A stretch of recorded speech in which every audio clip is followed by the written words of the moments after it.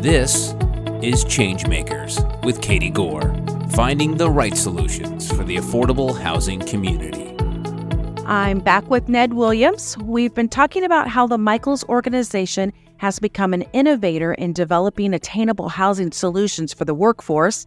And in part one, we talked about how they partnered with Disney on a groundbreaking attainable workforce housing development in Florida. So Ned, I want to move on to military housing. How does the Michaels organization envision its military housing projects contributing to the broader well-being and stability of military families and communities? Sure. We started our military portfolio about 20 years ago, and it's grown over time. Our first project was at Fort Leavenworth in Kansas with the Army. Then we did one at Fort Huachuca and a couple places in Yuma Proving Grounds, which are in Arizona. And then about 3 years ago, we had been managing a portfolio by a group, and we ended up buying the portfolio. So our portfolio grew by leaps and bounds. But it's sort of like student housing. It was just sort of a natural progression. You know, we've been working with HUD and with housing authorities and with cities and county, with other governmental agencies for so long. And and our mission is, like I said, it's not to provide luxuries up, it's to provide housing for people who need it and to take care of those residents. And the military mission was one that just was a no-brainer to us. And it's been fantastic. And because we're not providing like barracks, like for basic training. What we're providing is family housing. This is for housing for people who are, their families are living there while they're deployed. And so when you've got a guy on an aircraft carrier who's launching jets off the flight, he doesn't need to worry about, did the plumber come to my house today? Because something bad's going to happen if that's what he's worried about. So that's our job, is to take care of his family, take care of his house, so he doesn't worry about that, so he can focus on his job. And that's something we believe strongly in. I read that you guys made a recent $500 million investment in the U.S. Army housing portfolio, and talk about enhancing living conditions for service members. I mean, that's substantial what you guys are doing. And you said it was a natural progression, but how did you as a team mobilize to walk through this huge increase to your portfolio? When we bought the new portfolio, we inherited some wonderful, really, really smart people who, a lot of them are former military officers themselves. So they know what it's like to live on base, and they know what it's like to leave their family on base while they're out on the submarine or out or deployed with the Army in Europe. They know what that's like. And so they have a sense of what it should be. And they saw the problems back in the day. You've seen all the pictures of trees growing out of gutters and some of these horrible things that a lot of people got called in front of Congress for. It wasn't us, but not to cast shade on anybody. But I'm just saying there's been some traditionally some military housing that has not been maintained very well. And we vowed we weren't going to do that. And we don't need to do that. So we made the decision to raise these funds and put it into a reinvestment account. And what that allows us to do is to make sure, and we have a 5-year plan specifically with the Army, to make sure that we are taking care of these properties, that we are contractually bound to do it, that that the money has to be spent, and that there's certain things it has to be spent on, and that it's renovating, it's not only fixing, but it's also, so we're taking care of today's soldiers and also tomorrow's soldiers. There's a long-term capital reinvestment plan, and there's a lot of money there to make sure that there's always funds available to do it. Thank you for contributing to quality housing in the military housing market, because like you mentioned, it has been overlooked just through a natural aging of stock and, how communities have moved around. So thank you for paying attention to that, and we applaud you guys for what you're doing there. So switching gears a little, I noticed that you guys have some links between affordable housing and healthcare, more than just providing, partnerships with hospitals, but that you guys are doing even more in addressing healthcare inequities. Why don't you elaborate about this holistic solution, or tell us what some of the initiatives that you're doing in that arena are? Yeah, I'll give you a good example on one of my, and this was not something I'm kind of paraphrasing from some notes. One of my colleagues in our company who does a lot of affordable housing work in New Jersey.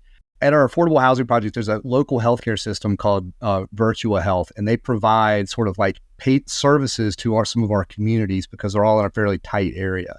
They came to us and said, hey, look, the New Jersey Housing and Mortgage Finance program has some hospitals funds available where they can build hospitals with it. Why don't we kill two birds with one stone and have a development that has some healthcare and some housing associated with it? And everybody's like, well, that makes a lot of sense. And that's what we did. We created a project called Oliver Station in Camden that's going to have 47 affordable housing units alongside some medical space. And it's a smaller project, but it's sort of set the roots to do something much, much bigger. And it's something that's repeatable all over the place. Direct access to medical services Absolutely. Is such a huge benefit. So 47 units is going to be a proof of concept for you guys and in other wins for sure.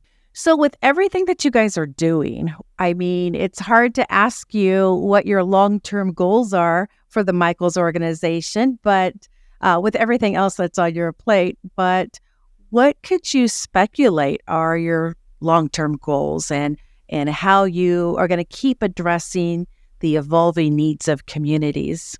Yeah, we're watching every day what happens. The affordable housing business, we will always be in. It's where we started. It's our roots. It's our DNA. But it's changed over time, and there's some nuances to it that make it. There's some challenges, and we're adjusting to those challenges constantly. But so we will continue to do that. Our military portfolio. The military is not building a lot of new housing. They're expanding certain bases. The Navy in particular is like we have a lot of Navy portfolio around San Diego, but our goal there is to maintain. That's why they our military group went out and provided this huge fund, is to make sure that we're taking care of and maintaining that at a level that we need to. Where we'll really grow our student housing portfolio, which is something I directly oversee, is growing dramatically, and that's something that that I'm proud of. And this is on campus. This is in partnership with universities on their campuses. This isn't like off-campus private stuff. This is doing stuff with the universities in public-private partnerships. And in the attainable platform, which, by the way, we stole from Disney, and Disney said they stole from somebody else. It's sort of like the missing middle. Nobody who knows who came up with it, but everybody uses it. But that platform is something that we think is repeatable with, hopefully with more private company partners, with local school, county, city partners, and with hospital systems. Whoever has land and has a need, and we're doing it. Listen, we're doing a big one in Steamboat Springs, Colorado. A person bought a $24 million piece of land. It's about 500 acres that is stunningly gorgeous. That's right outside the city of Steamboat Springs. Steamboat Springs, this was in the media recently, tried to hire a city manager for $180,000 a year, and that person couldn't find a place to live at that in Steamboat Springs. The average home sale there was like $1.9 million last year. It's a beautiful city, and it's only 13,000 people, so it's tough. And when you talk to people who work there, like, I like to survey my bartenders, you ask them, like, where do you live? They go, I live 26 miles from here, and I drive into work through the Rocky Mountains, through passes every day, which I just can't imagine. And so this benefactor bought this land and donated it to the local housing authority, to the Yampa Valley Housing Authority. And what they did is put out an RFP to do, and it's going to be a mix. It will actually it's another big, big project. It's 500 acres, so you could be as many as you wanted, but it will be several thousand by the time, 10 years from now. But the initial parts is going to have a small, true affordable housing component, and then a workforce or attainable component that reaches up a little bit higher into the AMI. Like, it'll go above 120 just because there's people that still have needs of that. Like, firefighters, police officers, those sorts of people, even like the managers at the ski resorts, those people still are living a long way away. But that's a private citizen who donated the land and contributed the land. And what the city came in and did was, we're in the process of being annexed by the city right now, but there's plans for them to help with things like infrastructure offsite and snow removal, which is a big expense if you're in the Rockies, things like that, like little ways that they can help the pro forma. And then the rest is and then there's a lot, because this is becoming so popular, and I'm sure you've heard a lot about it. There's a lot of financial partners. There's Goldman Sachs, Bank of America. There's a lot of people that are creating these social infrastructure funds that are specifically designed for this. They're willing to take a little bit lower yield on their money in order to do. It's a way that they can still make money at it, but they can give back too. They're serious about doing that. We just bought a huge affordable housing portfolio with Goldman Sachs through one of their funds that did this.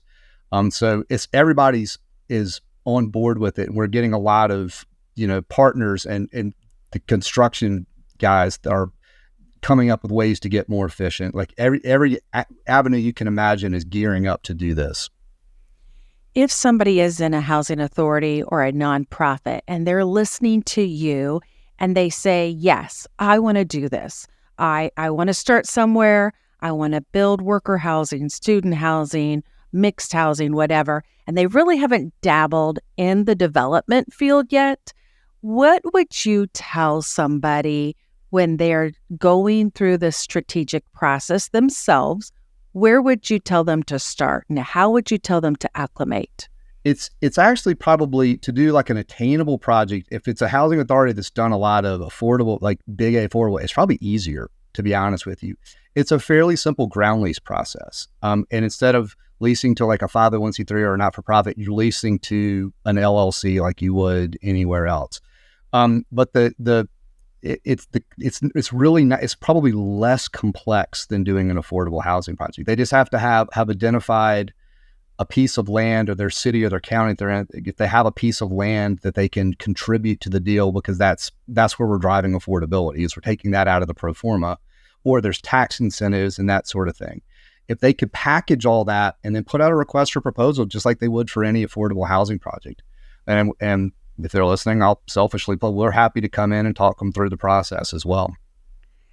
I think some people have been doing this for a while and some people are still sitting on the fence. And so what I really like to hear is how you guys are going through. I mean, you said, if you have the land, we can do it.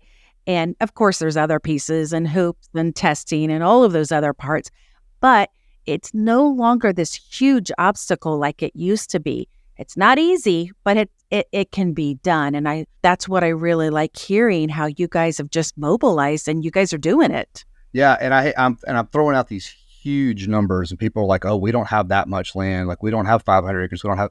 The one we're doing with the Tampa Hospital is on 5 acres, and it's about 200 units. Like, they don't have to be 2,000 units. They pencil better when they do, but it's they can be much smaller. They can be almost any size as long as the math works. So considering your guys' success over the last few years, and obviously you guys have leveraged partnerships so well, what do you think is the approach for affordable housing and development and management? Like, if you're going to speculate in the next 5 years, not for just Michael's organization, but just the industry as a whole, are you seeing trends? Can you speculate what still needs to be done? How do I say this and not make people angry? Certain housing authorities are easier to get along with than others. Certain cities are better at this than others. And it's when people need to realize, if you want us to deliver this, you can't tack on a bunch of stuff and requirements that make it not financially feasible. It looks good for your voters and your constituents, for politicians to say, you have to have 10% homeless people in your building. Well, your performance now starts at 90%. So while that's we'd love to do that. How do you make the math work when you do that? And there's just some conditions and requiring us to, we still have mouths to feed and people have mortgages to pay. So we have to make some money. And some of these housing authorities are just under the impression that they can take half our fee all the time and then split it amongst 4 people. And there just has to be, if you want it, you have to realize that we have to, A, it has to pencil, and B, we have to make some money too. And we can deliver, we can do amazing things, but you have to be realistic. And that's why it's a little bit easier sometimes with cities that are trying to do it directly, or counties that are trying to do it directly, rather than housing authorities. There's some that are wonderful. The Camden Housing Authority is fantastic. The Yampa Valley Housing Authority is incredible. Those are brilliant people. But there's others that we struggle with, and some places that really, really need it because it's become so politicized. So if there's a way to just become a little bit more realistic and put your business hat on for a second and say, and let's work together and figure out ways that we can make this deliver what you want. Well, I like that you speak truth there because it is a learning process, but it's also setting a baseline of expectations. And at the end of the day, the deal has to work. And it's not about a money grab, or it's not about building up all of these exclusions, inclusions, but you really want to build it, right? Yeah. And that's sometimes we ask, you're like, what are you trying to do here? Make a political statement, or do you actually need this housing? Because sometimes both are not possible. So along this thread here, if we can just pull it just a little bit more, what do you see are some of the biggest systemic barriers to increasing the supply of housing? Housing in general, or affordable housing? Affordable housing, yeah. Yeah. Right now, a snapshot in time, the hardest things right now is to get stuff financed of all kinds of housing. We're hoping that the Fed does the right thing, and if it starts doing that. They promised 75 basis points of cuts this year. Let's hope that happens, because that'll have a dramatic effect on what we're able to do. We've got a lot of projects on the shelf that are ready to go. When folks like us can't borrow money to go do deals, we can't hire contractors, and so the construction pricing is starting to come down, and we need that to happen immediately. The landowners who put exorbitant numbers on their land are starting to realize they'll never get it, and they're starting to get a little bit more reasonable. Those are some things that have to happen, because for affordable, but there's some interesting things that have happened too. Like in Florida, for example, the Florida legislature passed a wonderful piece of legislation called the Live Local Act. If you're going to build workforce or affordable housing, if you can keep any units that you have that are under 80% AMI are 100% tax-free no matter where you build them in the state. If it's between 80 and 120, it's 75% abated.